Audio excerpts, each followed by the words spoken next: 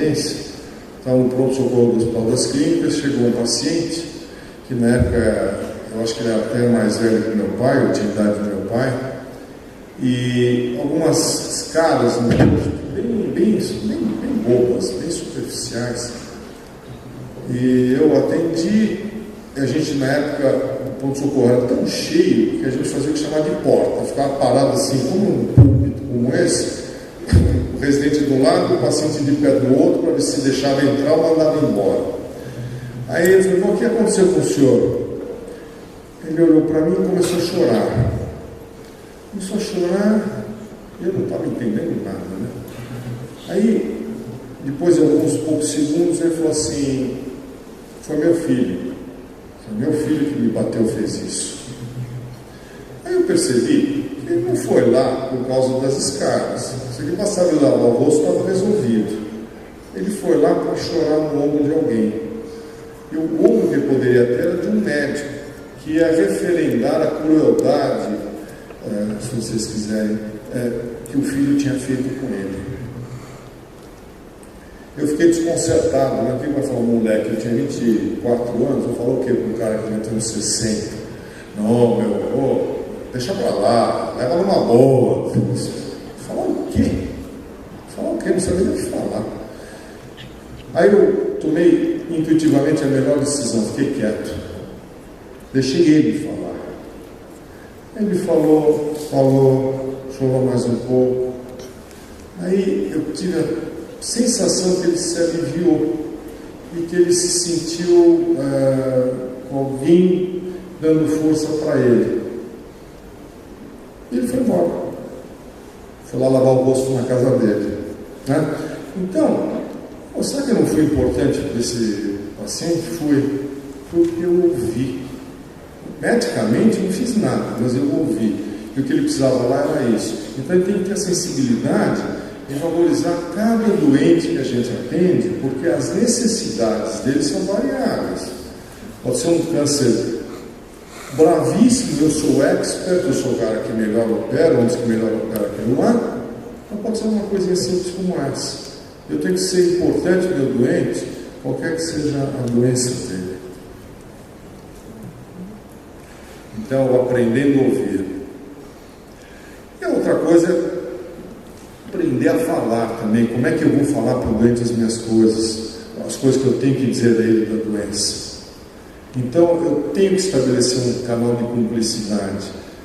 Eu tenho que entender como é que ele vai entender. Eu tenho que ir cheirando como é que ele vai entender melhor, para eu poder dizer aquilo que ele precisa ouvir, sem arrebentar com a vida dele. Eu tinha um grande amigo, eu tinha 26 anos, quando eu tinha 20 anos ele apareceu com um tumor de um linfoma grave. Depois eu tinha 20 e ele tinha 26. Quando eu tinha 26, ele tinha 33, a doença ficou incontrolável. Aí ele faz isso, faz aquilo, aí um dia no hospital, ele já está sofrendo com dor, falou assim para mim: chega, né, Raul? O que ele me falou nessa hora? Me deixa eu morrer em paz, eu já entendi que eu não tenho mais. Para mim foi muito mais desconcertante do que para ele. Para ele foi uma percepção natural, é um cara inteligentíssimo, ele foi uma percepção natural do que está acontecendo com ele. Para mim eu fiquei absolutamente tonto, nocauteado, mas ele estava certo. Aí, vamos dar um remédio legal para você ficar bem, ou seja, vamos começar a sedação. Mas tudo isso tem que ser uma coisa de cumplicidade. Ontem, antes de ir para cá, tive uma conversa dessa com uma pessoa muito conhecida do Brasil, que está com a doença avançadíssima. Como é que você vai falar para um cara que é novo, que esgotaram os seus recursos? É tudo tão difícil e tão fácil ao mesmo tempo. Porque se a gente puser o coração, se puser no lugar do outro, a gente conduz de uma forma melhor. Então, na vida universitária, assim como na profissional, a gente tem que valorizar o conhecimento científico. tem que ter o prazer de ensinar. Cada um de nós, mesmo quando não faz vida profissional, não faz vida universitária, está ensinando quem está do lado, está ensinando quem está chegando. Isso é o dia a dia, e tem que ter prazer nisso. E o prazer do ensinar e o prazer do aprender. E agora, nessa fase que eu me sinto mais maduro, eu valorizo cada vez mais as relações humanas. Eu valorizo cada vez mais a relação médico-paciente. Hoje, que eu acho que eu estou bem mais escolado em relação ao tratamento das doenças que eu cuido, as minhas consultas são muito mais demoradas do que há 10, 15 anos atrás. Porque eu me disponho a conversar mais com o paciente, me disponho a entendê-lo melhor. E eu sinto que eu estou sendo o melhor médico para eles. E aos poucos a gente vai melhorando a tolerância em relação ao convívio com as outras pessoas, mas aos poucos a gente vai ficando cada vez mais exigente com o que a gente faz. Eu quero fazer o melhor, mas aos poucos a gente vai descobrindo o prazer de fazer bem feito. Já que eu vou fazer bem feito, né? E é o prazer de fazer o bem para as pessoas, e é isso que fecha o ciclo. E eu termino dizendo que nada disso funciona se a gente não conviver com valores interiores fortes. Um deles é a ética. Muito disso a gente aprende em casa, por exemplo, dos nossos pais. Às vezes pelo exemplo, às vezes pelo contra-exemplo, mas a gente aprende muito em casa. E por isso que a curiosidade tem que existir desde o começo, porque a gente vai analisando as atitudes, primeiro do grupo familiar, depois dos amigos, depois dos professores, mas a gente tem que ser pautado por um comportamento absolutamente ético. Mesmo que a ética seja uma coisa abstrata, a gente tem que ir atrás dela. E agindo sempre da forma mais honesta possível. Conflitos de interesses nós temos toda hora. Eu vou operar esse cara porque ele é muito conhecido, eu vou sair no jornal. Eu vou operar esse cara porque ele é muito rico, paguei minhas viagens para fora. Eu vou operar esse cara porque ele vai me dar preço. Está tudo errado. Eu vou operar se não precisar.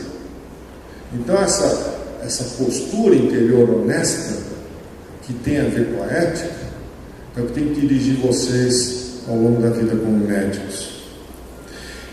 E finalizo dizer que sem estudo nada acontece. Alguém me perguntou sobre estudo aqui no intervalo. Sem estudar, sem conhecer, a gente não dá o passo certo. E não tem aquele momento, agora já sei bem, estou mais tranquilo. Nunca. Se eu me sentir tranquilo, eu estou errado. Eu estou me acomodando em conhecimentos que daqui a pouquinho estão deteriorados, estão ultrapassados. Os conhecimentos médicos tendem a ser efêmeros. Então eu preciso entender que minha vida vai ter que ter estudo embutido o tempo todo. Eu preciso entender que eu preciso me dedicar aos meus pacientes se eu quiser tratá-los bem. E para medicar eu preciso me disponibilizar para isso. Inclusive tirando, às vezes, o meu tempo de lazer para ir ver o doente, mesmo que seja do SUS, não estou ganhando nada de grana para isso. Estou ganhando como médico, fazendo melhor. Estou sendo o melhor médico para ele.